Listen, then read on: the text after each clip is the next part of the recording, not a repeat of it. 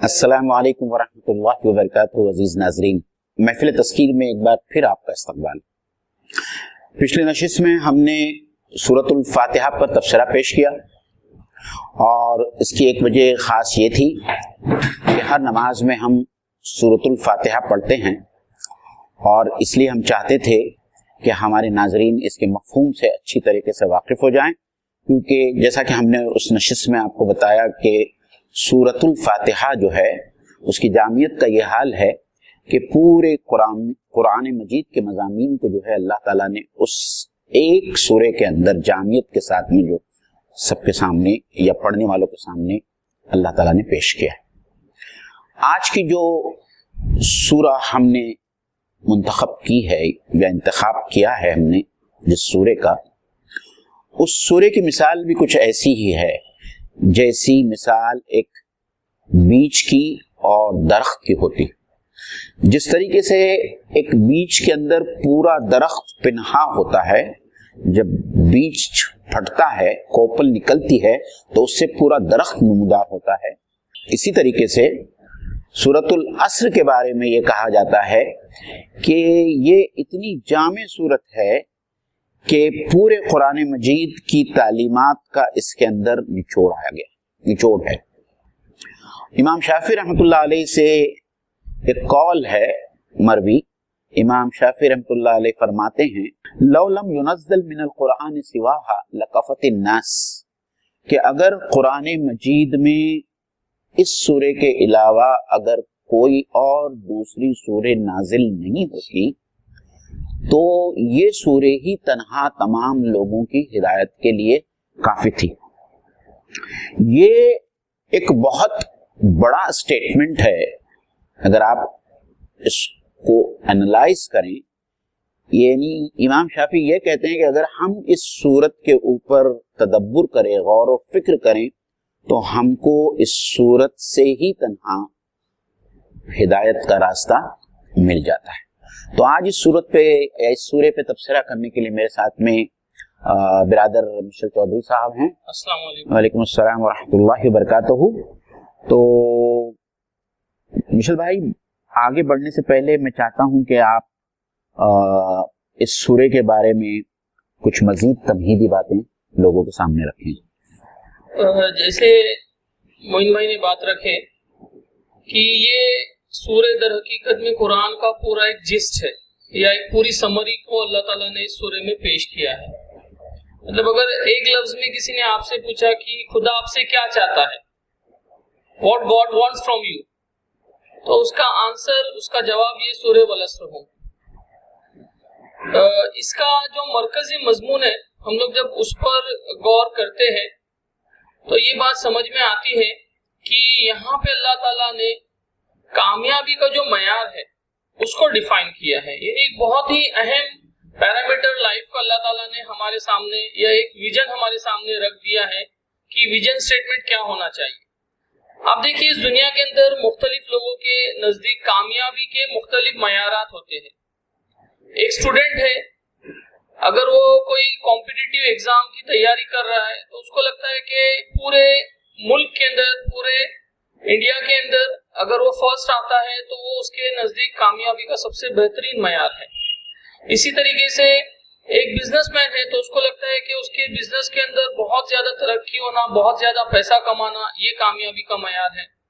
कोई चाहता है कि इस दुनिया के अंदर बहुत ज्यादा शोहरत हासिल हो, कोई चाहता है इस दुनिया में पावर मिले, ताकत मिले, तो दर हकीकत वो कामयाब है। लेकिन यहाँ पे सूर्य के अंदर अल्लाह ताला ने ये बताया है कि अल्लाह के नजदीक कामयाबी का मयार क्या है। इंसानों के नजदीक तो हो सकता है कि कामयाबी का एक अलग मयार हो, लेकिन दर हकीकत में अल्लाह ताला किन लोगों को कामयाब कहता है। और इस बात को समझ लीजिए, फिर जब ये बात अल्लाह ताला तय करते हैं तो फिर ये हो सकता है कि इस दुनिया के अंदर एक इंसान बड़ा बदहाल हो, गरीब हो, तकलीफ में हो, बीमार हो, लेकिन अल्लाह के नजदीक वो इस सूरे के हिसाब से अगर उसने अपनी जिंदगी को गुजारा तो अल्लाह के नजदीक वो कामयाब हो। आप देखिए ना, सैयदना हजरत इब्राहिम अलैहिस्सलाम में घर छोड़ना पड़ा, हज़रत अय्यूब अलैहिस्सलाम में बड़ी बीमारी के अंदर तकलीफ में रहे, यूसुफ अलैहिस्सलाम में बड़ी तकलीफ में रहे, खुद हमारे हुजूर सल्लल्लाहु अलैहि वसल्लम बड़ी तकलीफ की जिंदगी गुजारी, लेकिन अल्लाह के नजदीक ये जिंदगियां मुबारक है, कामयाब है। और इसके बरखिलाफ ऐसा कुछ नहीं है कि इस दुनिया में अगर किसी को बहुत ज्यादा पैसा, बहुत ज्यादा स्टेटस, बहुत अच्छी लाइफस्टाइल, बहुत पावर मिल रहा है तो दरहकीकत वो अल्लाह के नजदीक भी कामयाब है। तो यहाँ पे ये बात को सबसे पहले तो तय कर दी गई है कि कामयाबी का मयार क्या है। अब जाहिर सी बात है, हम लोग इसमें जब आगे चलेंगे तो ये बात आती है कि फिर ये सूरह मक्की है या मदनी है, तो आप उस पर थोड़ी सी रोशनी डालिए। मेरे ख्याल से मुफस्सिरीन का इस बात पर इजमा है कि ये एक मक्की सूरह है, और मक्की सूरह होने की जो बहुत सारी वजूहात हमने आप लोगों के सामने गुज़िश्ता महफिलों में रखी है, उसमें से एक बात या एक अलामत, एक निशानी जो हमारे सामने आती है वो ये है कि मक्की सूरतों में आमतौर पर कस्में अल्लाह ताला ने पेश की है। तो ये सूरत या ये सूरह शुरू ही होती है कसम से, वल असर से ये शुरू होती है। बहुत ही छोटी सूरह है, बहुत ही छोटी छोटी आयतें हैं इसके अंदर, सिर्फ 3 आयतें हैं, और उन आयतों में जो अल्फाज इस्तेमाल हुए हैं वो भी बहुत ही आम फहम अल्फाज है जो उर्दू पढ़ने और बोलने वाले लोग आसानी से समझ सकते हैं। तो इसीलिए जो है इस सूरह के बारे में कहा जाता है कि ये कुरान मजीद की उन छोटी की सूरतों में है जिसमें अल्लाह ताला ने बहुत आसान तरीके से, बहुत ही मुख्तसर अंदाज में जो है एक बहुत बड़ी और जामी बात लोगों के सामने पेश की है। जैसे कि इन्होंने, मिशेल भाई ने कहा कि इसमें अल्लाह ताला जो है वो फलाह और कामयाबी का एक मयार पेश करता है। कुछ लोगों ने इस बात की तरफ भी तवज्जो दिलाई है कि आप इसको फलाह कह लीजिए या इसको नजात कह लीजिए। कुरान मजीद की ये सूरह हमको बताती है कि वो कौन से लोग हैं जिनको जहन्नम की आग से नजात मिलेंगी, उसकी जो शर्तें हैं उन शर्तों को अल्लाह ताला ने इस सूरह के अंदर पेश किया। इसके बाद मुझे एक सवाल जो इस सूरह की स्टडी करने से पहले जहन में आता है जी, कि ये छोटी सूरतों की क्या जरूरत है। मतलब कुरान में हम देखते हैं कि बहुत सारी सूरतें ऐसी है जो 100 आयतों पर मुश्तमिल है, 200-300 आयतों पर मुश्तमिल है, लेकिन बात सूरतें ऐसी है जो सिर्फ 3 आयतें मिलके एक सूरह बन जाती है, या 3 आयतों के को एक चैप्टर कहा जाता है कुरान का। तो इसकी 3 असल में वजह जो आती है, सबसे पहले एक वजह तो जो आपने रखी, लेकिन ये समझना चाहिए कि कुरान जो है इसका नाजिल भी अल्लाह ने किया और इसको जो सूरह और आयतों में जो फॉर्म किया गया वो भी अल्लाह की तरफ से है। तो अल्लाह ताला को ये बात बिल्कुल मालूम है कि सिर्फ 3 आयतें मिलके भी मानी का एक बहुत जबरदस्त खजाना अपने अंदर रखती है और एक पूरा मैसेज कन्वे करती है। पहली बात तो ये है। दूसरा ये कि इन आयतों के अंदर एक खास बात ये है कि कम अल्फाज इस्तेमाल होते हैं, लेकिन मुख्तसर तरीन अल्फाज के अंदर एकदम दिल नशीन बात पेश की जाती है, जो इंसान एक बार सुन ले तो फिर वो चाहकर भी उसको भूल नहीं सकता, और बात ऐसे अंदाज में की जाती है कि वो तीर के जैसे दिल के ऊपर जो पेवस्त हो जाती है। और तीसरी बात ये होती है कि यहाँ पे अगर हम देखेंगे, ये जो छोटी सूरतें होती है अक्सर मक्की जमाने के अंदर अल्लाह के रसूल सल्लल्लाहु अलैहि वसल्लम के दावत के जो अदवार है, जो फेजेस है, उसमें जो मक्का का जो फेज था उसके अंदर और इब्तिदाई दौर में ज्यादातर नाजिल हुई। तो उसमें आप देखेंगे जो टीचिंग्स इन आयतों के, इन सूरतों के अंदर रखी गई है वो बुनियादी अकाइद के ऊपर है, तौहीद, आखिरत और रिसालत पर ज्यादातर फोकस किया गया है। तो एक बात जो समझ में आती है वो ये कि दावत की जो हिकमत है कि शुरू में एड्रेसी या मुखातिब के सामने जब हम लोग दावत पेश करते हैं तो कम अल्फाज, कम इसमें हमको बात रखनी चाहिए। बहुत लंबी लंबी तकरीरें नहीं होनी चाहिए, मुख्तसर लेकिन बहुत इफेक्टिव हमारा दावती ये होना चाहिए। और स्टार्टिंग में हम जो है वो बहुत ज्यादा जुज़वी चीजों में, डिटेल्स में नहीं जाए, सही, बल्कि जो अकाइद है उसके ऊपर लोगों से जो है हमको बात करना चाहिए। तो ये 3 बातें इन सूरतों के हवाले से हमको समझ में आती है। मुझको लगता है अभी हम लोग इसकी तिलावत और तर्जुमा करके फिर इस पे और इंशाल्लाह गौर फिक्र करेंगे इंशाल्लाह। तो हम, जैसा कि मुझे उम्मीद है कि हमारे नाजरीन में से तकरीबन सभी नाजरीन ऐसे होंगे जो जिनको सूरतुल अस्र जो है याद होगी। अल्लाह ताला फरमाता है औज़ु बिल्लाहि मिनश शैतानिर रजीम बिस्मिल्लाहिर रहमानिर रहीम वल अस्री इन्नल इंसाना लफी खुस्र इल्लल लज़ीना आमनू व अमिलुस सालिहाति व तवासौ बिल हक़्क़ि व तवासौ बिस सब्र।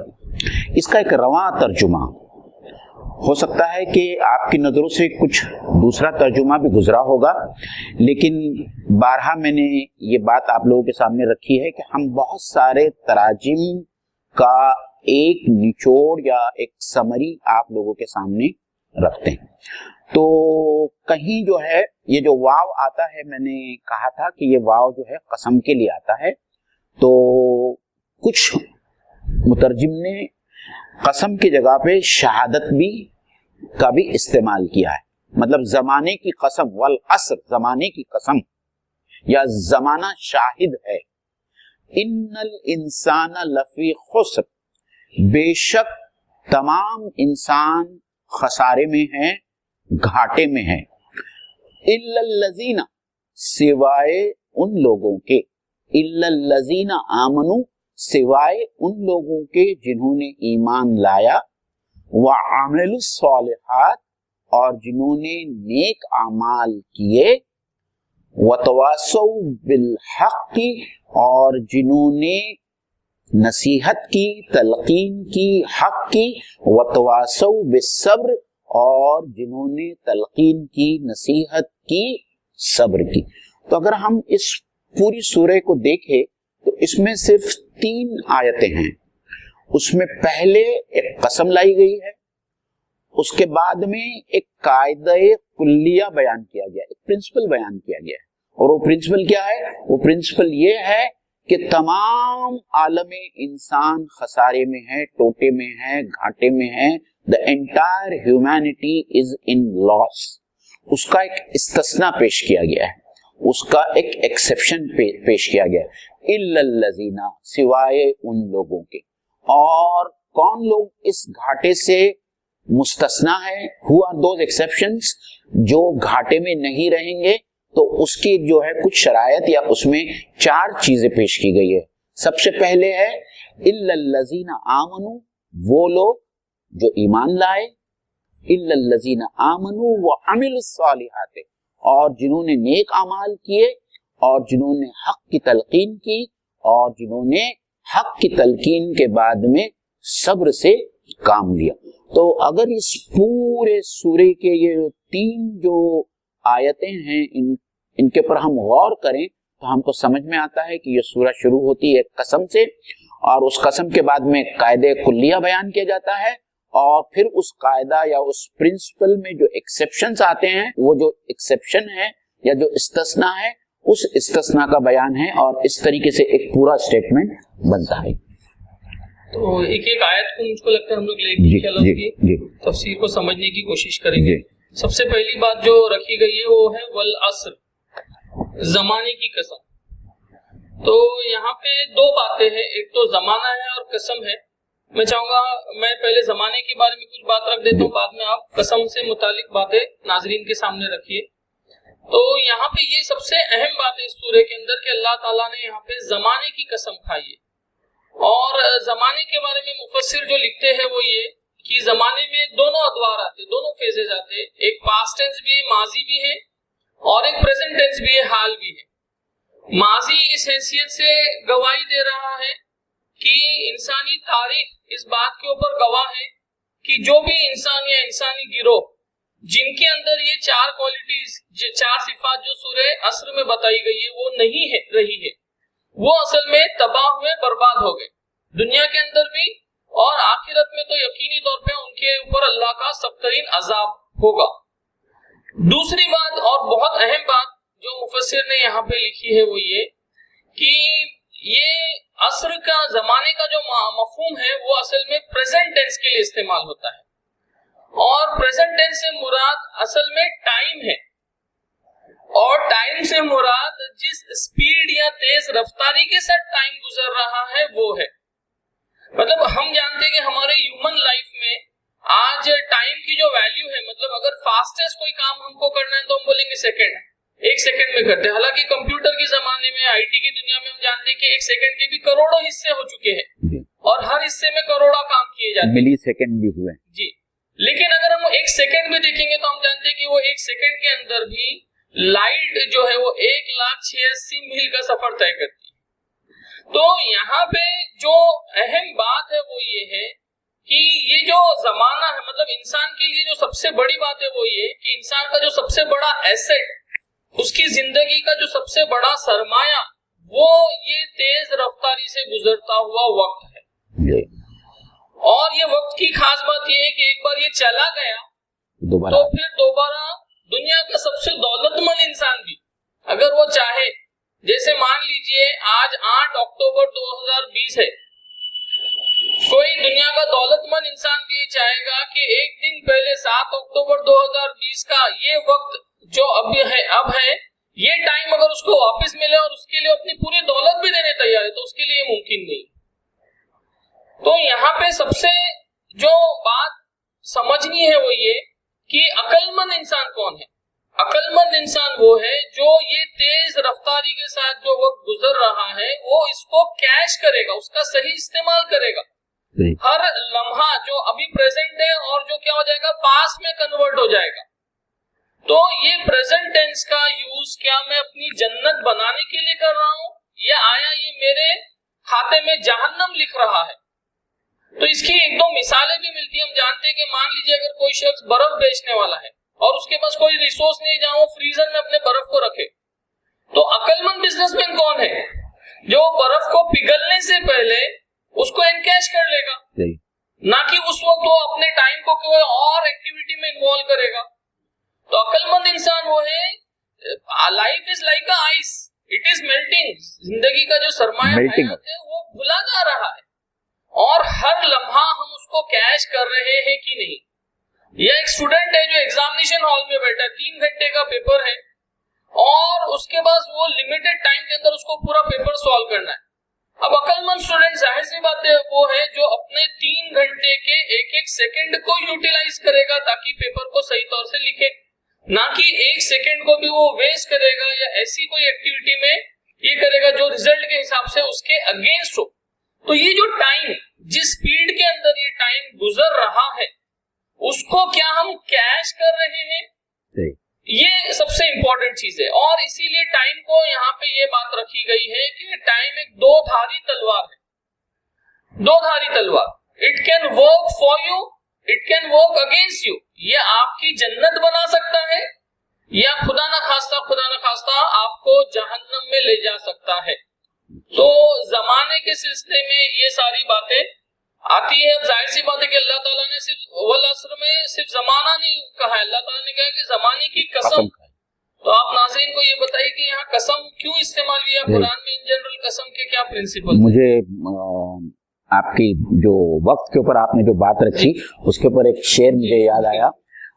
गाफिल तुझे घड़ियाल ये देता है मुनादी, गर्दून घड़ी उम्र की एक और गंवा दी। और कुरान मजीद में एक बड़ी प्यारी आयत है जिसमें अल्लाह ताला इंसान से मुखातिब होकर कहता है, या अय्युहल इंसानो इन्नका कादिहुन इला रब्बिका कदहन फमुलाकी। ऐ इंसान तुम कुशा जो है अपने रब से मिलने के लिए जा रहा है। मतलब हर गुजरता हुआ एक लम्हा हमको हमारे रब से और उस जवाबदही का जो मरहला आने वाला है उससे करीब तर करता जा रहा है। तो आर वी रेडी क्या अगर हमारी मौत अल्लाह ताला ने लिख दी है 1 घंटा बाद या 1 दिन बाद या इसी समय एक लम्हे के बाद में, तो क्या are we ready to face our almighty? क्या हम अल्लाह के सामने हाजिर होने के लिए तैयार है? ये सवाल है जो ये आयत करती। तो इसके बाद में जैसा कि मिशेल भाई ने कहा कि बहुत मुख्तसरन में आप लोगों के सामने, नाजरीन के सामने कसम के बारे में कुछ बातें रखना चाहता हूँ। कुरान मजीद में जहाँ जहाँ कसमें खाई गई है, जिन लोगों ने अल्लामा फराही को और उनके शागिर्द रशीद मौलाना अमीन एहसन इस्लाही साहब को पढ़ा है तो आपने देखा होगा कि फराही नुक्ते फिक्र जो है उन्होंने पहली मर्तबा जो है कुरान मजीद की कसम के बारे में बहुत ही तवालत के साथ में और बहुत ही खूबसूरत अंदाज में اس کی تشریح بیان کی ہے. یہاں جو قرآن مجید، پہلی بات تو یہ ہے کہ یہ قسمیں عام طور پر قرآن مجید کی مکی سوروں میں کھائی گئی ہے. اس میں جو قسم ہوتی ہے جیسا والعصر میں جو ہے قسم کھائی جا رہی ہے، عصر کی کھائی جا رہی ہے، زمانے کی کھائی جا رہی ہے، اور اس کے ساتھ میں جو فوراً اس کے بعد میں جملہ آتا ہے یا پھر کہیں کچھ آیتوں کے بعد میں جو دوسرا جملہ آتا ہے جس کو جواب قسم کہا جاتا ہے کہ اس قسم کا جواب یہ ہے. ہم اس بات کو سمجھیے کہ اللہ تعالیٰ کو قسم کھانے کی کیا ضرورت ہے. قسم تو عام طور پر ہم کھاتے ہیں. میں آپ کے سامنے قسم کھاؤں گا اس بات کا یقین دلانے کے لیے، اور اللہ کو حاضر ناظر جان کر میں قسم کھاؤں گا کہ میں جو بات آپ کے سامنے کہہ رہا ہوں وہ بات صحیح ہے. اگر ہم قرآن مجید کو اللہ کا کلام مان لیتے ہیں تو ظاہری بات ہے کہ اللہ تعالیٰ جو بات کرنا چاہتا ہے، جو کہنا بات چاہتا ہے، اس کے اوپر اللہ تعالیٰ کو قسم کھانے کی کوئی ضرورت نہیں. اور اگر ایک ایسا شخص ہے جس کا قرآن مجید پر یقین نہیں ہے، ایمان نہیں ہے، اس کے سامنے اللہ تعالیٰ بھی اگر لاکھ قسمیں کھائیں تو ظاہری بات ہے کہ وہ اس بات پر یقین کرنے والا نہیں. تو اس میں کسی چیز کے اعلیٰ یا عرفہ ہونے کا سوال نہیں ہے کہ اللہ تعالیٰ نے زمانے کو وہ عظمت دی ہے، یا جہاں والتین والزیتون کی بات کی ہے اللہ تعالیٰ نے انجیر کی اور زیتون کی جو بات کی ہے، وہاں انجیر اور زیتون کی عظمت کا کوئی پہلو نہیں ہے. وہاں جن جن چیزوں کی قسمیں کھائی گئی ہے ان کی شہادتیں کچھ مختلف چیزوں کے اوپر یا مختلف حقائق کے اوپر ان کی شہادتیں پیش کی گئی ہے. تو ایک ہوتا ہے قسم اور ایک ہوتا ہے جواب قسم. تو اب اسی کو لیجئے، سورہ والعصر کو لیجئے. اللہ تعالیٰ زمانے کو بطور شہادت یا بطور شاہد پیش کر رہا ہے. کس بات پر؟ کہ ان الانسان لفی خسر. یہ آیت جو ہے اس کے اندر اس قسم کا جواب موجود ہے. یعنی اللہ تعالیٰ یہ کہنا چاہتا ہے کہ زمانہ شاہد ہے، زمانہ گواہ ہے، کہ زمانہ دیکھ رہا ہے، اور زمانہ نے دیکھا کہ وہ تمام انسان جنہوں نے جو آگے بات پیش کی جانے والی ہے اس کے مطابق عمل نہیں کیا وہ خسارے میں رہے. اسی طریقے سے آپ والضحیٰ واللیل لیجئے. والضحیٰ واللیل میں اللہ تعالیٰ نے والضحیٰ مطلب جب پاؤ پھوٹتی ہے اور جب دن چڑھتا ہے اس وقت کی قسم کھائی ہے. والضحیٰ واللیل اذا سجا، اور رات کی قسم کھائی ہے. اور اللہ تعالیٰ اپنے نبی سے یہ کہنا چاہتا ہے کہ جس طریقے سے اللہ تعالیٰ نے کیا بیان کیا، والضحیٰ کو بیان کیا، مطلب دن کے نکلنے کو بیان کیا، رات کی تاریکی کے بعد بھی. تو اللہ تعالیٰ اپنے رسول سے یہ کہنا چاہتا ہے جس طریقے سے دن نکلتا ہے، سورج نکلتا ہے، اور نکلنے والا سورج رات کی تاریکی کو ختم کر دیتا ہے، یہ اس بات کی شہادت دیتی ہے کہ تمام دن یکساں نہیں رہنے والے ہیں. تو اللہ تعالیٰ نے تمہیں نہ ہی بھلایا ہے اور نہ ہی تم سے اللہ تعالیٰ جو ہے ناراض ہے. یہ آگے کے آیات میں جو ہے سورہ والضحیٰ کے اندر فرمایا گیا. تو وہاں پہ بھی والضحیٰ اور واللیل قسم ہے، اور اس کا جو جواب قسم ہے وہ ہے والضحیٰ واللیل اذا سجا ما ودعک ربک وما قلی. تو اس طریقے سے جو ہے آپ قرآن مجید میں جتنی صورتیں آئی ہیں، آپ تدبر قرآن یا علامہ فراہی کا نظام القرآن اگر آپ اس کا مطالعہ کریں گے تو آپ کو اس سے بہتر اور انشاءاللہ تعالی کافی اور شافی جو ہے معلومات اس سلسلے میں آپ کو ملے گی. آگے چلیں جی. آگے اللہ تعالیٰ فرماتے ہیں والعصر کے بعد ان الانسان لفی خسر، کہ سارے انسان جو ہے وہ خسران میں ہے، گھاٹے میں ہے، ٹوٹے میں ہے.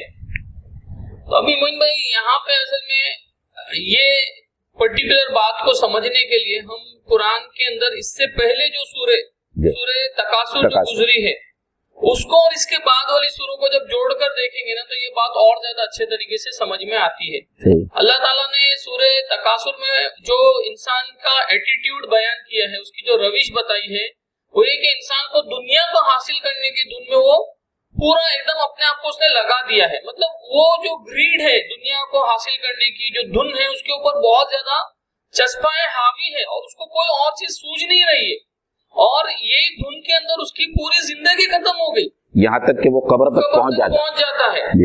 اور اس کے نتیجے میں یہ ہوا کہ جو اصل چیز تھی آخرت، جس کی اس کو فکر اور تیاری کرنی چاہیے تھی، اس سے وہ لاپرواہ یا بے پرواہ رہا. اور پھر اس کے بعد والی سورہ میں بتایا لیکن اگر یہ ایٹیٹیوڈ رہا اس کا تو کیا ہو، تو انجام جو اللہ تعالیٰ نے سورہ ہمزہ میں بتایا ہے کہ کلا لیمبذن فی الحطمہ، کہ اس کو چکنا چور کر دینے والی جگہ پہ اللہ تعالیٰ پھینک آگ میں پھینک دیا. اور وہاں پہ جو الفاظ استعمال ہوئے کہ اللہ کی بھڑکائی ہوئی آگ. آپ سوچئے اس دنیا کے اندر ہمارے لیے تھوڑی سی جو ہمارا ٹیمپریچر اگر تھوڑا سا بڑھ جائے آگ کا یا گرمی کا تو ہم لوگ برداشت نہیں کر سکتے. اور سورج کے بارے میں تو ہم جانتے ہیں کہ سورج کے قریب انسان اتنا ڈیولپمنٹ کے باوجود سورج کی جو تپش ہے، اس کی جو گرمی ہے، اس کے قریب بھی نہیں جا سکتا ہے. تو خدا نہ خواستہ اگر کسی کے مقدر میں قیامت میں جہنم آتی ہے اور اس کے اندر آخرت میں اللہ کی بھڑکائی میں آگ آئیں گی تو کیا ہوگا انسان کا. تو یہاں پہ خسران جو ہے اصل میں وہ ہمیشہ کا انفائنائٹ جو انسان کے قسمت میں یا مقدر میں جو نقصان ہونے والا ہے وہ کیا ہے کہ اس کو ہمیشہ جہنم میں رہنا پڑے گا. اور ہمیشہ کا افسوس وہ اپنے مطلب یہ جو زندگی ہے اور اس کے بعد جو آنے والی زندگی اس کے بیچ میں در حقیقت میں ایک پردہ ہے. مطلب یہ جب پردہ ہٹے گا تو اس کے بعد والی زندگی میں وہ صرف افسوس کرتا رہے گا کہ کاش یہ جو لمحے، یہ جو مومنٹس، یہ جو ٹائم مجھ کو ملا تھا میں اس کو ایسے کاموں میں استعمال کرتا جس سے اللہ تعالیٰ مجھ سے خوش ہوتا. اور خسران کا جو اپوزٹ یا اس کی جو ضد ہے وہ کیا ہے؟ فوز، فلاح، کامیابی. تو مطلب جو لوگ کے اندر یہ کوالٹیز جو سورہ عصر میں بتائی جا رہی ہے ان کی قسمت میں ہمیشہ کی انفائنائٹ لامحدود ہو کے آئے گی خوشیاں، کامیاب ہوں گے. اور وہ کامیابی کیا ہوں گی؟ ان کو اللہ تعالیٰ کی بنائی ہوئی جنت میں ہمیشہ رہنے کے لیے ملے گا. اور سب سے بڑی بات یہ کہ اللہ کا دیدار نصیب ہوگا ایسے لوگوں کو. تو یہ بات میرے خیال سے خسران کے ضمن میں آتی ہے. دراصل میں جس نقصان کی یا جس خسران کی ہم بات کر رہے ہیں یہ ناقابل تلافی نقصان ہے. ہم اس دنیا کے اندر جو ہے مختلف مواقع ہم کو ملتے ہیں اور اگر ہم ایک موقع پر کامیاب نہیں ہوئے تو دوسرے موقع پر ہم کامیاب ہو سکتے ہیں. ایک اسٹوڈنٹ ہے، ایک طالب علم ہے، اگر وہ ایک بار فیل ہو گیا تو اس کو دوسری بار موقع ملتا ہے کہ وہ دوبارہ سیکنڈ اٹیمپٹ میں اپنے ایگزام کو پاس کر سکے. لیکن جو یہ نجات کی، جہنم سے بچنے کی جو کنڈیشنز اللہ تعالیٰ اس سورے میں رکھ رہا ہے، اگر یہ زندگی کا موقع جس شخص نے گنوا دیا تو وہاں آخرت میں صرف اس کے ہاتھ میں افسوس آئے گا اور اس نقصان کی بھرپائی یا تلافی نہیں ہو سکتی. اس میں سورہ ملک میں جو ہے کفار کا یا منکرین آخرت کا جو ایک جملہ آتا ہے، لو کننا نسمع او نعقل ما کننا فی عذاب شدید، کہ اگر ہم سنتے اور اگر ہم عقل اور سمجھ سے کام لیتے تو آج ہم اس جہنم کے عذاب میں نہیں رہتے. تو ایک دوسری بات جو اس آیت کے اندر ہم کو سمجھنا ہے اور وہ یہ ہے کہ ان الانسان لفی خسر، اللہ تعالیٰ نے جو زندگی بنائی ہے اس میں انسان کی بہت ساری ذمہ داریاں ہیں اور وہ جس میں صبح سے لے کے شام تک زندگی کے اس چکی کے اندر وہ پیسا جاتا ہے اور اس کے ساتھ میں اس کے اپنے جذبات بھی ہوتے ہیں، اس کے ساتھ میں غم ہے، درد ہے، دکھ ہے. تو ان تمام چیزوں میں ایک عام آدمی جو رہتا ہے اس کا پورا وقت، اس کی پوری صلاحیتیں، اس کا پورا فوکس اس بات پر ہوتا ہے کہ کس طریقے سے اس کی روزی روٹی ملے، کس طریقے سے وہ اپنے بچوں کو بڑا کرے. قرآن مجید خود کہتا ہے کہ لقد خلقنا الانسان فی کبد، ہم نے انسان کو محنت اور مشقت میں پیدا کیا. یعنی یہ اللہ تعالیٰ کا ایک فلسفہ ہے کہ اگر ہم دنیا میں آئے ہیں تو اس مشقت سے ہم کو کوئی نجات کا راستہ نہیں، ہم کو مشقت کے ساتھ میں ہی رہنا ہے اور اس کے ساتھ میں جو ہے اپنے آپ کو جہنم کی آگ سے بچانے کی کوشش کرنا ہے. اور جس کا جواب جو آتا ہے اللہ سے آتا ہے کہ وہی لوگ بچ پائیں گے جہنم کی آگ سے اور عذاب سے جو ان شرائط کو پورا کرنے والے ہیں.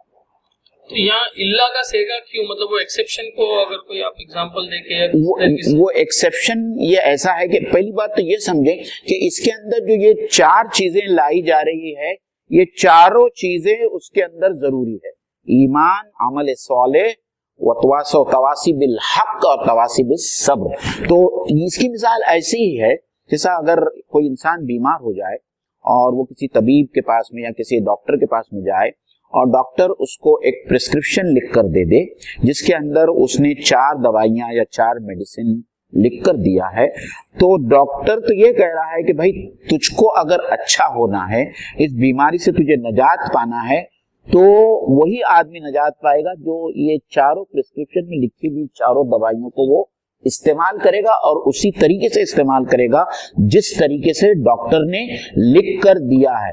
اگر وہ اپنی طور پر یہ ڈیسائیڈ کرے کہ بھائی ڈاکٹر نے تو 4 دوائیاں لکھا ہے، بہت زیادہ ہے، میں اس میں سے خالی پہلی یا دوسری یا تیسری یا چوتھی دوائی لوں گا، تو اس بیمار کا بیماری سے نجات پانا جو ہے پھر ڈاکٹر اس سے بریئوس ذمہ ہے۔ آپ ڈاکٹر کو الزام نہیں دے سکتے کہ وہ اس بیماری سے اس نے نجات کیوں نہیں حاصل کیا۔ اگر اس بیمار کو نجات حاصل کرنا ہے تو بہرحال اس کو اس پرسکرپشن پر عمل کرنا پڑے گا۔ تو یہاں پہ ایمان جو ہے مطلب یہ خسارے سے بچنے کے لیے اللہ تعالیٰ نے جو سب سے پہلی کوالٹی رکھی ہے وہ ہے ایمان کی۔ اب ایمان جو ہے وہ علم اور یقین کا نام ہے۔ مطلب مان لیجئے آگ ہے تو یہ ہمارا علم ہے، ہمارے پاس نالج ہے کہ آگ کیا کرتی ہے، جلاتی ہے، لیکن اگر واقعی ہم نے آگ کو ہاتھ لگایا، دور سے ہاتھ لگایا، تو ہم کو اس بات کا یقین بھی ہو جاتا ہے کہ نہیں سچ میں آگ جلاتی ہے۔ تو یہ ایمان کے سلسلے میں بھی کہ یہ علم ہونا، کن چیزوں پر ایمان ہوگا، یہ علم ہونا کہ اس پوری کائنات کو، اس پورے یونیورس کو بنانے والا کوئی خدا ہے، یہ اپنے آپ کوئی ایکسیڈنٹ کے طور پر نہیں آئی ہے، اور بہت ہی پلاننگ، بہت ہی حکمت کے ساتھ، بہت ہی سسٹمیٹک طریقے سے اس پوری یونیورس کو بنایا گیا ہے۔ اور وہ خدا نے ایک رسول بھی بھیجا انسانوں کی گائیڈنس کے لیے، انسانوں کی ہدایت کے لیے، اس کے اوپر ایمان لانا پڑے گا، یقین کرنا پڑے گا۔ پھر اس کی کتابوں کے اوپر، اس کے فرشتوں کے اوپر، اس کے جو نبی اس سے پہلے بھی اللہ کے رسول صلی اللہ علیہ وسلم سے پہلے جتنے انبیاء ہیں ان کے اوپر، اور خدا کی تقدیر کے اوپر ایمان لانا پڑے گا۔ اب صرف ہم لوگ یہ جتنے ایمان کے شعبے ہیں اس میں سے ایک ڈپارٹمنٹ کو لے کے تھوڑا ڈیٹیل میں سمجھیں گے کہ کیا ایکچولی ایمان کا مطلب، جیسے خدا پر اگر ہم لوگ ایمان کی بات کرتے ہیں تو اس سے مراد کیا ہے؟ اس سے مراد یہ ہے کہ ہم لوگ عبادت، پوجا، پرستش اگر کسی کی کریں گے تو وہ صرف ایک اللہ کی کریں گے، اس کا کوئی شریک کسی بھی حیثیت سے نہیں ہوگا خدائی کے اندر۔ پھر دوسری بات یہ کہ ہم لوگ اسی سے دعا مانگیں گے اور اسی کے اوپر توکل کریں گے۔ پھر تیسری چیز یہ کہ ہم اس کا حکم بھی مانیں گے، مطلب اس نے اس دنیا کے اندر ہم کو جو کام کرنے کے لیے کہا ہے، جو ڈوز اور ڈونٹس ہے، ہم لوگ اس کو فالو کریں گے، جن چیزوں سے اس نے روکا ہے ہم اس سے رکیں گے۔ پھر یہ ہمارا یقین ہوگا کہ خدا ہمارے ہر فعل کو دیکھ رہا ہے۔ فعل تو چھوڑ دو، کوئی عمل، کوئی فعل ہم نے کس نیت سے کیا ہے، خدا اس نیت کو بھی جانتا ہے۔ تو اس حیثیت سے ہم جو ہے دل کی گہرائی کے ساتھ جب خدا کے اوپر یقین کریں گے، ایمان رکھیں گے، تو وہ شخص جو ہے وہ مومن ہوگا۔ مطلب ایک قانونی طور پہ ہو سکتا ہے کہ ایک انسان نے کلمہ پڑھ لیا، اب اس کا نام جو مسلمز کے رجسٹر میں آ رہا ہے، اس نے ایمان لایا، لیکن جو حقیقی ایمان، جو قرآن حقیقی ایمان پیش کرتا ہے، وہ دلوں کی گہرائیوں کے اندر پیوست ہوتا ہے۔ اور پھر اس کی علامت کیا ہوتی ہے؟ ظاہر سی بات ہے، جب ایمان ہوگا، ایمان کا بیج ہوگا، تو اس کے بعد جو آگے کوالٹیز بتائیے اس کا درخت ہونا چاہیے۔ مطلب اگر کہیں پہ آگ ہے تو گرمی ہوگی، برف ہے تو ٹھنڈی ہوگی، ٹھنڈک ہوگی۔ تو یہ ایمان اور ایمان کا بیج جتنا زیادہ گہرا ہوگا اتنا زیادہ بڑا درخت جو اس سے نکلے گا۔ ورنہ آپ دیکھیے ایک بہت امپورٹنٹ چیز یہ ہے کہ انسان ایمان کا دعویٰ تو کر رہا ہے لیکن وہ سراسر خدا کی نافرمانی اور اس کی بغاوت کر رہا ہے۔ اسی لیے آپ دیکھیے نا، ابلیس جو ہے کیا ایمان کے اعتبار سے اس کو ایمان، اللہ کے اوپر ایمان نہیں ہوگا، اس کے پاس یقین اس حیثیت سے نہیں ہوگا، اس کا نالج اور یقین تو ہوگا لیکن وہ ایمان اس کو عمل پر نہیں ہو پا رہا تھا۔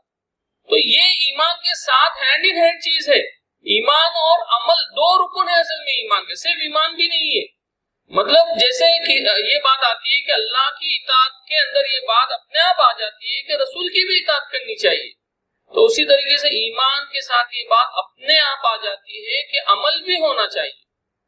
तो ईमान के सिलसिले में मोइन भाई ये बातें अगर कुछ और आपको वजाहत करनी है तो आप रखिए। दरअसल में हम जो दो बातें कर रहे हैं वो एक इकरार बिल लिसान की बात कर रहे हैं और एक दूसरी बात जो कर रहे हैं वो तस्दीकुम बिल क़ल्ब की बात कर रहे हैं।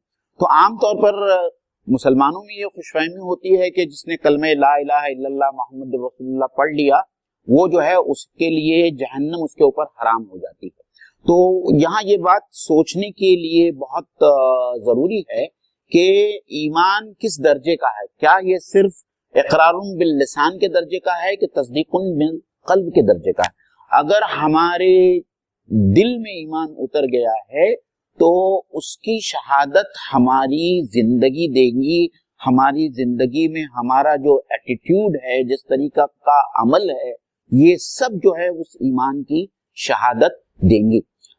एक्चुअली जब डॉक्टर असरार साहब ने सूरतुल अस्र के ऊपर आप देखें, उनकी तकरीबन 3 कैसेट इसके ऊपर मौजूद हैं और उनका एक छोटा सा रिसाला भी है राह नजात का।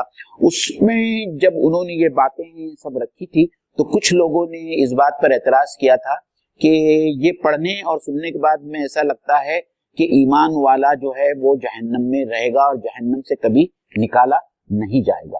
तो डॉक्टर साहब ने इस बात की बहुत ही साफ तशरीह की गई थी कि ये बात जो सूरे अस्र में कही जा रही है वो ये कही जा रही है कि जो शख्स चाहता है कि वो जहन्नम में दाखिल ही ना हो, मतलब मौत के बाद फौरन वो सीधा जन्नत में दाखिल हो, उसके लिए ये 4 शरायत कुरान मजीद पेश कर रहा है। ये जो मुसलमानों में आम तो एक जो कंसेप्ट है वो ये कि सिर्फ कलमा पढ़कर मतलब अमल जो है या अमल के बगैर क्वालिटीज मतलब कुरान, लेकिन अगर हम कुरान को देखते हैं और ये सूरे को इन पर्टिकुलर जब देखते हैं तो अल्लाह ताला सिर्फ ईमान की बात नहीं कर रहा है, अल्लाह ताला ईमान के साथ और भी एडिशनल 3 चीजें रख रहा है कि ये चारों चीजें अगर होंगी जो आपको ये चारों चीजें होगी तभी जाकर आप जो जहन्नम से बच सकते हो।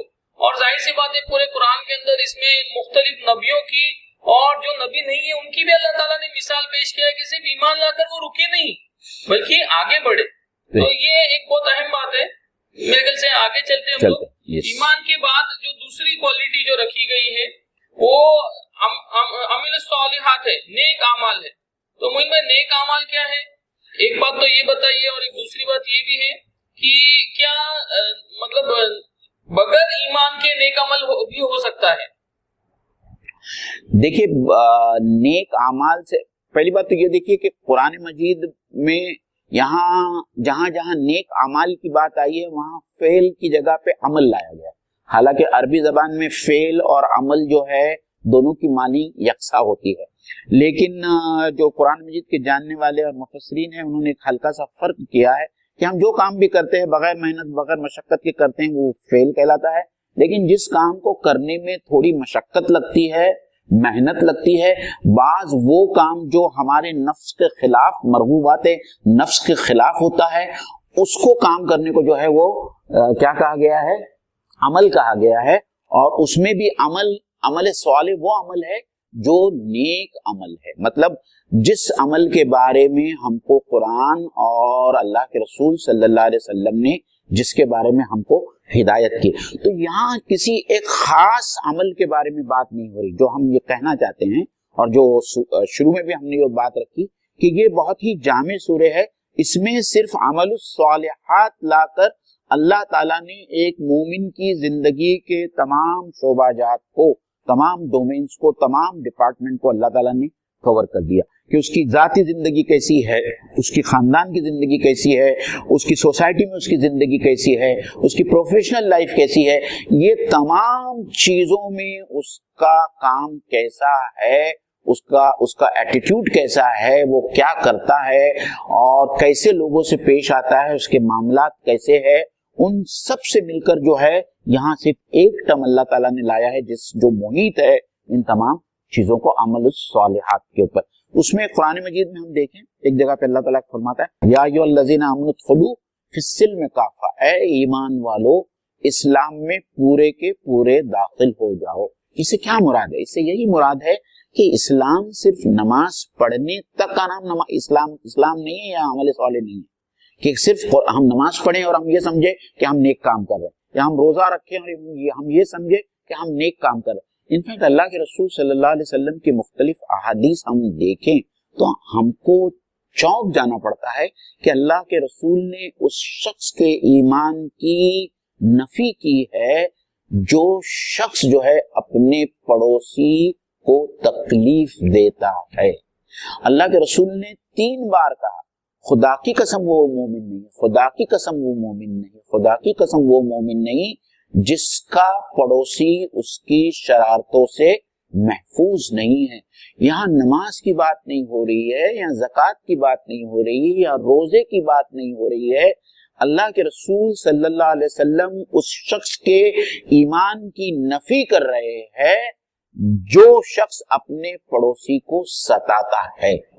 ناظرین اکرام، ہم اس ایک حدیث پر یا ایسی اور بہت ساری حدیثیں صحابہ اکرام کہتے ہیں کہ اللہ کے رسول صلی اللہ علیہ وسلم کا کوئی خطبہ اس حدیث کے بغیر ختم نہیں ہوتا تھا کہ خدا کی قسم اس شخص کا ایمان نہیں ہے جس کے پاس میں امانت داری ہے۔ تو ہم سوچے کہ آج کی دنیا میں امانت داری نام کی جو چیز ہے اس کا کتنا فقدان ہے ان لوگوں میں جو لوگ ایمان کے دعوے دار ہیں، اور اللہ کے رسول صلی اللہ علیہ وسلم ایسے تمام لوگوں کے ایمان کی نفی کر رہے ہیں۔ تو ہم کو اتنا ڈرنا چاہیے اور اتنا انٹروسپیکشن کرنا چاہیے اور اپنے دامن میں جھانک کر دیکھنا، احتساب کرنا چاہیے کہ عمل صالح سے کیا مراد ہے۔ عمل صالح سے صرف نماز روزہ اور قرآن پڑھنا مراد نہیں ہے۔ ہمارے زندگی کا ایک ایک چھوٹے سے چھوٹا کام، ہمارے زندگی کے شعبے میں منسلک جتنی ساری چیزیں ہیں، یہ سب ان سب کا شمار جو ہے وہ عمل صالح میں ہوتا ہے کہ ہم کس طریقے سے لوگوں کے ساتھ میں معاملات کرتے ہیں۔ اس میں ایک دو باتیں میں ایڈ کرنا چاہوں گا۔ مطلب ایک تو لوگوں کو یہ لگتا ہے کہ اگر میں 5 وقت نماز پڑھ رہا ہوں، روزے رکھ رہا ہوں، زکوٰۃ اور حج بھی ادا کر رہا ہوں، تو میں ایکچولی بہت نیک عمل کر رہا ہوں۔ یہ بات تو ہے اپنی جگہ، لیکن آپ دیکھیے وہی شخص اگر باہر جانے کے بعد میں اس کے معاملات کیسے ہیں، وہ جب کوئی چیز بیچ رہا ہے تو جھوٹ بول کر بیچ رہا ہے، وعدہ کر رہا ہے تو وعدہ خلافی کر رہا ہے، یا اس کے مال کے اندر حرام کی آمیزش ہے، جبکہ اللہ کے رسول صلی اللہ علیہ وسلم نے تو بولے کہ ایک لقمہ بھی اگر حرام کا پیٹ میں جا رہا ہے تو در حقیقت وہ جہنم کا انگارہ ہے۔ پھر وہ معاشرتی زندگی میں کیسا ہے، مطلب اپنی اس نے جو وراثت اس کے اس میں ہے اس کی تقسیم کر رہا ہے، صحیح سے نہیں کر رہا ہے شریعت کے مطابق، بہنوں کا حق ہے تو وہ حق ادا کر رہا ہے یا نہیں کر رہا ہے۔ تو یہ ساری چیزیں مطلب اس کی لائف کے دیکھی جائیں گی۔ پھر یہ بھی دیکھا جائے گا کہ وہ ہو سکتا ہے بہت نیک ہو، تہجد بھی پڑھتا ہو، لیکن وہ لوگوں کی غیبت کر رہا ہے، وہ لوگوں سے حسد کر رہا ہے۔ تو یہ ایسی کوالٹیز ہے جو سوسائٹی کو تباہ کر رہی ہے۔ تو پھر اس کی معاشرتی زندگی کیسی ہے، شادی بیاہ وہ کیسے کر رہا ہے، اللہ کے رسول صلی اللہ علیہ وسلم کے بتائے ہوئے طریقے کے مطابق کر رہا ہے یا اس سے ہٹ کے کر رہا ہے۔ تو انسان کی زندگی کے جتنے ڈپارٹمنٹس ہو سکتے ہیں، سارے ڈپارٹمنٹس کے اندر اس کو ویسا بیہیو کرنا پڑے گا جیسا اللہ تعالیٰ نے اس کو کہا ہے، اور ان چیزوں سے رکنا پڑے گا جن چیزوں سے اس کو روکا گیا ہے۔ تو یہ ساری چیزیں مل کے نیک عمل کے اندر آئیں گی۔ اب ایک بہت سوال جو لوگ کرتے ہیں وہ یہ کہ اس دنیا میں ہم دیکھتے ہیں کہ بہت سارے لوگ ہیں جو بظاہر اچھے کام کر رہے ہیں، جھوٹ نہیں بول رہے، لوگوں کی مدد کر رہے، لیکن ایمان نہیں ہے۔ تو یہ بات کتنا بھائی اس کے اندر پھر آپ رکھیے کہ مطلب بغیر ایمان کے کیا نیک عمل ممکن ہے یا اس کی ایکسپٹنس ہے کیا؟ دیکھیے نیکی جو ہے یا نیک عمل کا کرائٹیریا کون ڈیسائیڈ کرے گا کہ یہ کام جو میں کر رہا ہوں یہ نیک عمل ہے؟ تو اس کے لیے جو ہے ایمان کو پہلی شرط رکھی گئی ہے کہ ایک شخص جو خدا کو نہیں مانتا، اپنے خالق کو نہیں مانتا، تو وہ اپنے خالق سے، اپنے مالک سے، اپنے بنانے والے سے وہ بغاوت کر رہا ہے، تو اس کا کوئی بھی کام جو بظاہراً نیک نظر آتا ہے اللہ تعالیٰ کے نزدیک جو ہے وہ قابل قبول نہیں۔ پہلی بات تو یہ۔ دوسری بات یہ کہ وہ ہو سکتا ہے کہ وہ سمجھتا ہوگا کہ میرا کام تو یہ میں کام جو کر رہا ہوں وہ نیکی کا کام، نیکی کو گائیڈ کرنے والی جو چیز ہے، جو معیار ہے, جو کرائٹیریا ہے کہ نیکی کیا ہے, وہ جو ہے ایمان ہے, وہ اللہ تعالیٰ کی طرف سے بھیجی ہوئی ہدایت اور اس کے رسول کی بتائی ہوئی شاہراہ. میں آپ کو ایک بہت سمپل مثال دیتا ہوں. آپ نے جو سوال کیا, دیکھیے ابراہا کو لیجیے. ابراہا نے تو سنا کے اندر جو بنایا وہ ایک بہت بڑا گرجا گھر بنایا تھا, جس میں وہ لوگوں کو اس کے لیے بلا رہا تھا, عبادت کے لیے بلا رہا تھا, اور بہت سارا پیسہ لگایا. تو اس نے ظاہری بات ہے کہ جب گرجا گھر بنایا تھا اور پیسہ لگا کے بنایا تھا, تو اس کے دل میں تو کہیں یہ رہا ہوگا کہ وہ نیکی کا کام کر رہا ہے. دراصل میں وہ لوگوں کو توحید کی طرف سے ہٹا کر شرک کی طرف لا رہا تھا. تو ہم کو یہ بھی دیکھنا پڑے گا کہ وہ جو کام بظاہراً نیک نظر آ رہا ہے, کیا وہ اللہ اور اللہ کے رسول کی آنکھوں میں اور ان کے انسان اپنے طور پر جو ہے کہ میں نیک کام کر رہا ہوں, حالانکہ وہ گناہ ہوگا. صحیح. اس میں ایک بات اور یہ بھی موین بھائی کہ ایک سب سے بڑی نیکی تو یہ ہے کہ انسان اپنے خدا کو پہچانے. جی, کریٹر کو اگر انسان نہیں پہچانتا ہے جس نے اس کو بنایا, تو پھر اس کی زندگی کے اندر مطلب وہ کیسے ڈیسائیڈ کرے گا؟ کوئی بھی چیز کو بنانے والا یہ طے کرے گا کہ یہ چیز کیا اس کے لیے ٹھیک صحیح ہے, کیا غلط ہے. تو یہ ایک بہت سمپل سا رول ہے جو انسانوں کو بسا اوقات انسان اس میں دھوکا کھا جاتا ہے. اسی لیے آپ دیکھیے سب سے پہلی جو شرط رکھی گئی ہے وہ ایمان کی شرط ہے. پھر اس کے بعد باقی چیزوں کو اللہ تعالیٰ نے رکھا ہے. اب مسلم ایک دوسری بات جو آپ نے ابھی اس کی بتائی, اس سلسلے میں ایک بات اور رکھنا چاہوں گا, وہ یہ ہے کہ دیکھیں ایسے لوگ جن کو اللہ تعالیٰ نے عقل دی ہے اور حواس خمسہ دیا ہے, تمام وہ دیکھتا ہے, وہ سنتا ہے, یہ کرتا ہے, اس کے باوجود بھی جب وہ اپنے وجود کے اوپر غور نہیں کرتا, وہ جب زندگی کے اوپر غور نہیں کرتا کہ وہ کہاں سے آیا ہے, اس کی زندگی کا مقصد کیا ہے, وہ موت کے بعد میں اس کے ساتھ میں کیا ہونے والا ہے, اور وہ اس کے لیے اپنی عقل اور اپنی حواس خمسہ کو استعمال نہیں کرتا. قرآن مجید میں اللہ تعالیٰ نے ان کو جانوروں سے بدتر کہا. لہم قلوب لا یفقہون بہا, ان کے دل ہے لیکن وہ سوچتے نہیں, ان کی آنکھیں ہیں لیکن وہ دیکھتے نہیں, ان کے کان ہیں لیکن وہ سنتے نہیں. وہ جانوروں کے جیسے ہے, بلکہ جانوروں سے زیادہ بدتر ہے. تو یہ بات جو ہے ہم کو سمجھنے کی ہے کہ اللہ تعالیٰ نے یہ جو جتنے ہم کو فیکلٹیز دیا ہے, جو انٹیلیجنس دیا ہے, اس کا ہم استعمال اپنے رب کی معرفت کے لیے کر رہے ہیں یا نہیں کر رہے. آگے چلیں گے. چلیں. تو اس کے بعد جو تیسری کوالٹی اللہ تعالیٰ نے نجات سے بچنے کے لیے رکھی ہے وہ ہے تواصو بالحق, آگ سے, جہنم کی آگ سے بچنے, نجات کے لیے. جی, تو تواصو بالحق, حق اور حق کی تلقین. تو حق کیا ہے؟ ابھی آپ دیکھیے کہ نیکی جو انسان کرتا ہے, تو نیکی میں سب سے اہم جو نیکی ہوتی ہے وہ ہے حق کی دعوت, یا نیکی کا جو کلائمیکس ہے وہ حق کی دعوت ہے. کیونکہ آپ دیکھیے ایک انسان ہے جس کے اگر آپ نے پیٹ کی آگ کو بجھایا تو یقیناً یہ ایک نیک کام ہے, لیکن وہی انسان اگر پورا کے پورا جہنم کرنے والا بن گیا ہے تو اس انسان کے سلسلے میں آپ کا حق یہ ہے کہ آپ اس کو جہنم سے بچائیں.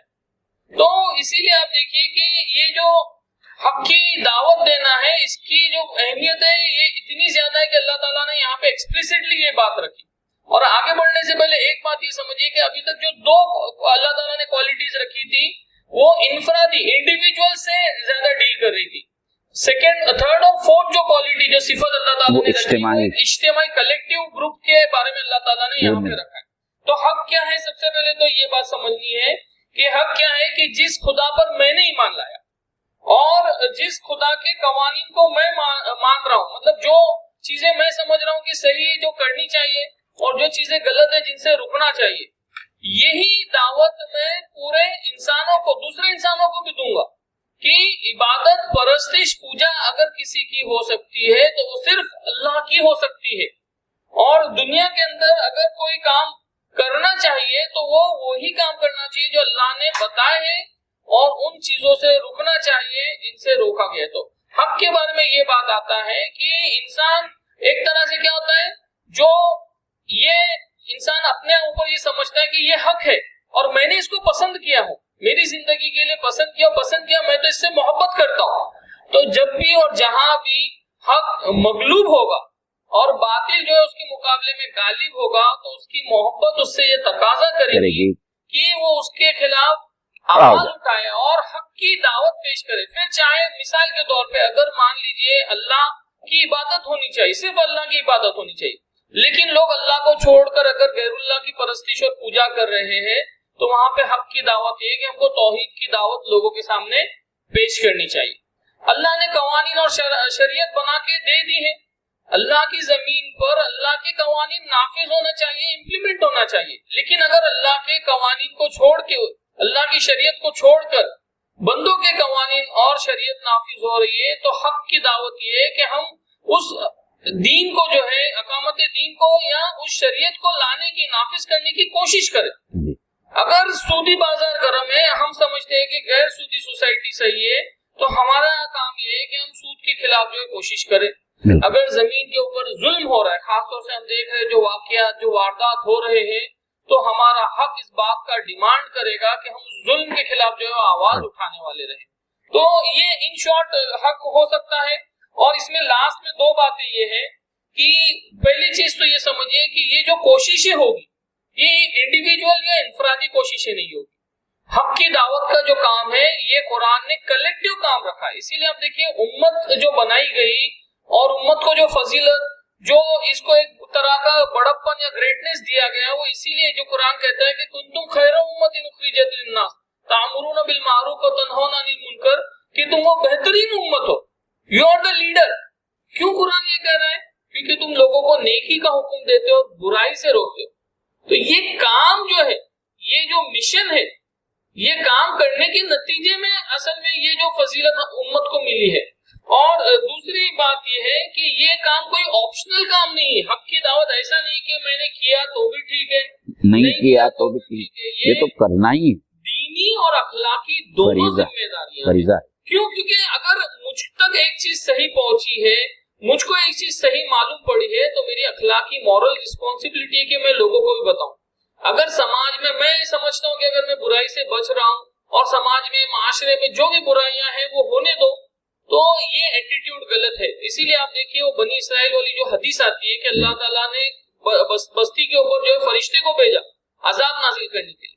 फरिश्ता वापिस आया और अल्लाह से कहा कि अल्लाह ताला उस बस्ती में लेकिन तेरा एक बंदा ऐसा है जो पलक झपकते तेरी इबादत से नहीं चूक रहा, तो क्या कहा? सबसे पहले उसके ऊपर अजाब नाजिल करो, क्योंकि वो सेल्फिश है, खुदगर्ज है, वो सिर्फ अपनी नजात की फिक्र कर रहा है।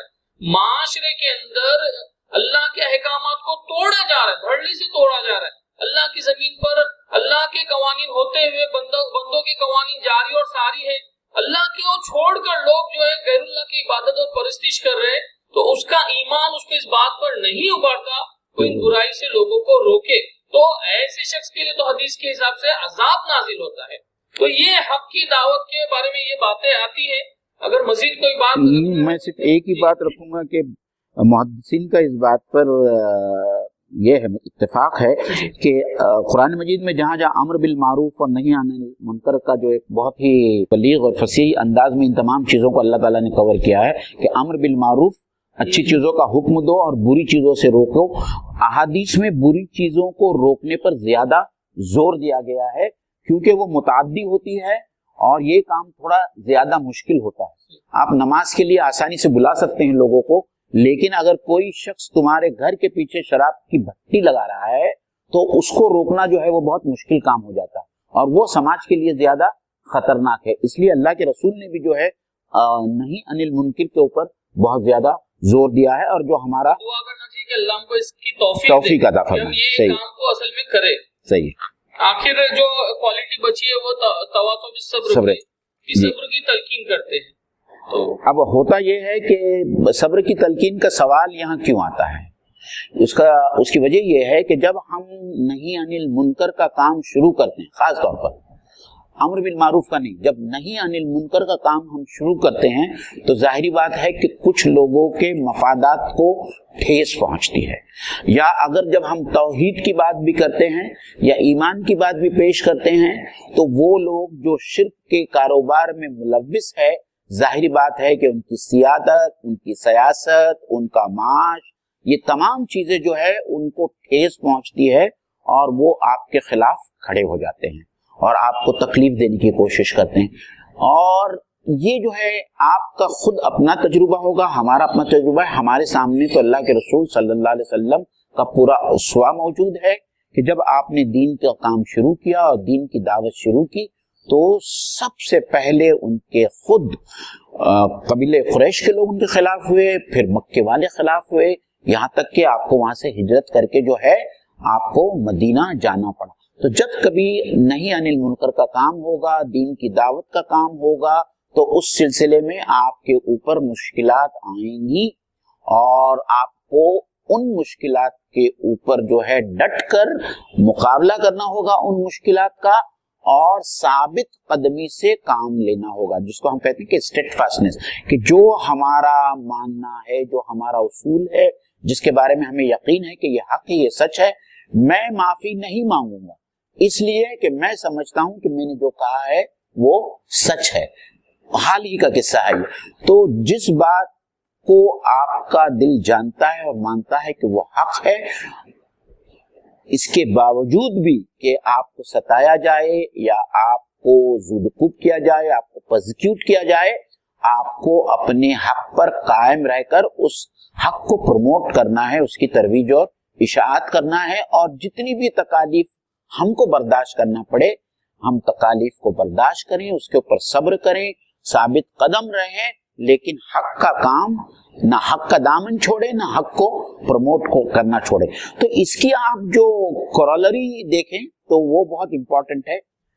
جب ایمان ہوگا تو ایمان سے عمل صالح وجود میں آئے گا, عمل صالح وجود میں آئے گا تو اس سے خود بخود حق کی تلقین ہوگی, اور جب آپ حق کی تلقین کریں گے تو آپ کو پریشانیوں کا اور مصیبتوں کا شکار ہونا پڑے گا, آپ کو لوگ ستائیں گے. تو ہم کو یہ دیکھنا ہے کہ آیا کیا ہم پر بھی کوئی مصیبت نازل ہو رہی ہے, کیا ہم ستائے جا رہے ہیں, ہم کیا پرزیکیوٹ کیے جا رہے ہیں. اگر ہم پرزیکیوٹ نہیں کیے جا رہے ہیں تو پھر ہم کو یہ سوچنا ہے کہ شاید ہم نیکی کی تلقین یا نیکی کی دعوت کا کام, حق کی دعوت کا کام نہیں کر رہے ہیں. تو پھر اگر ہم حق کی دعوت کا کام نہیں کر رہے ہیں تو اس کا مطلب یہ ہے کہ کہیں تو ہمارے اعمال صالحہ اور ہمارے ایمان کے اندر کہیں کوئی ڈیفیشنسی ہے, کہیں نہ کوئی اس کے اندر کہیں کجی ہے, اور جس کی وجہ سے جو ہے یہ بات واقع نہیں ہو رہی. اس میں صرف ایک بات میں موین بھائی, صبر کے سلسلے میں جی, صبر کا احاطہ صرف حق کے بعد نہیں ہوتا ہے, مطلب ایمان اور عمل صالح کے لیے بھی ہم کو صبر اور پیشنس چاہیے. اگر مجھ کو نیک عمل کرنا ہے تو ظاہر سی بات ہے کہ دنیا میں بہت سارا اٹریکشن ہے, وہ اٹریکشن سے بچ کے مجھ کو جو اچھے کام کو کرنا ہے, تو اس کے لیے بہت پیشنس چاہیے اور کنٹینیوس پیشنس چاہیے. ایمان کی جو ہے وہ بلیف ہے نا, تو وہ شیطان جو ہے ذہن میں الگ الگ وسوسے ڈالتا ہے, الگ الگ لوگ جو ہے اس کو مس گائیڈ کرنے کی کوشش کرتے ہیں, تو اس کو پیشنس چاہیے کہ نہیں, جو چیز مجھ کو صحیح لگ رہی ہے یہی صحیح ہے, اور اس کے اوپر اس کو ثابت قدم رہنا ہے. اور اس سلسلے میں جو صحابہ کی اور جو ہمارے جو اسلاف ان کی جو مثالیں ملتی ہیں, مجھ کو لگتا ہے صرف امام احمد بن حنبل کی اگر مثال پیش کی جائے کہ جو بات اس وقت ان سے منوائی جا رہی تھی, ان کا پورا یہ قلبی مطلب ان کو ایک شرح صدر تھا کہ قرآن اور حدیث سے یہ بات غلط ہے, اور اس کے لیے انہوں نے ایسی ایسی تکلیفیں برداشت کی کہ ہم تصور بھی نہیں کر سکتے, کہ ایسے کوڑے برسائے گئے ان کے اوپر کہ ہاتھی بھی یہ بات آتی ہے کہ ہاتھی بھی اس کوڑوں کی تاب نہیں لا سکتا ہے, تو انسان تو بہت دور کی بات ہے. تو انسان جب اس بات کا دعویٰ کرے گا تو اس کو آزمایا جائے گا. حضرت بلال رضی اللہ تعالیٰ عنہ کے بارے میں آتا ہے کہ جب انہوں نے ایمان لائے, اسلام کو قبول کیے, تو ان کو بہت ستایا گیا, بہت پیٹا گیا. کسی نے پوچھا کہ بلال اتنی تکلیف کیوں برداشت کر رہے ہو, تو کہا جب ہم سونا خریدنے جاتے ہیں تو کیا ہم اس کو ٹھوک پرکھ کر نہیں لیتے, تو ٹھیک اسی طرح سے جب ہم ایمان کا دعویٰ کریں گے تو کیا ہمارا رب ہم کو نہیں چیک کرے گا. تو یہاں پہ ہمارے لیے یہ انسپریشن ہے کہ یہ جو سورہ ہے, اس سورہ کے اندر اللہ تعالیٰ نے ہم کو زندگی کا ایک جو ویژن دیا ہے, اور اس ویژن کو اپنانے کے بعد یقیناً ہماری قسمت میں اللہ تعالیٰ انشاءاللہ کامیابی رکھے گا, جنت کی شکل میں, اللہ کی دیدار کی شکل میں. لیکن یہاں پہ ہم کو صبر کی ضرورت ہے کہ اس ایمان, نیک عمل اور حق کی جو تلقین, جو دعوت لوگوں کے سامنے پیش کرنا ہے, اس کے لیے ہم کو صبر کی انتہا ضرورت ہے. ہم اللہ تعالیٰ سے دعا کرتے ہیں کہ اللہ تعالیٰ جو کچھ بھی یہاں پہ کہا گیا جو صحیح بات ہے وہ اللہ کی طرف سے ہے, جو غلط بات ہے وہ ہماری علم کی کوتاہی ہے، ہماری غلط بیانی کی وجہ سے ہو سکتا ہے، ہم اللہ کے حضور اس کے لیے معافی چاہتے ہیں، اللہ سے دعا کرتے ہیں کہ اللہ تعالیٰ ہم کو قرآن کو سمجھنے کی توفیق دے، اس کے مطابق اپنی زندگیوں کو سنوارنے کی توفیق عطا فرمائے، قرآن کی گہرائیوں میں جانے کی اللہ تعالیٰ ہم کو توفیق دے، ہماری زندگیوں میں قرآن آئے، قرآن ہمارے سینے کا نور بنے، آج کے حالات کے اندر اللہ تعالیٰ قرآن کے ذریعے سے ہماری رہنمائی کرے، اور اس امت کو بھی اللہ تعالیٰ جو ہے عروج عطا کرے، اور جو اسلام غالب ہو، لوگ جو ہے اللہ کی عبادت کے اندر آ جائیں، اور یہ چار صفات جو ہے خود ہمارے اندر بھی اللہ تعالیٰ پیدا کرے، اور اس پورے دنیا کے اندر سارے انسانوں کے اندر یہ صفات اللہ تعالیٰ پیدا کرے۔ آمین وآخر دعوانا الحمدللہ رب العالمین۔ جزاک اللہ خیر۔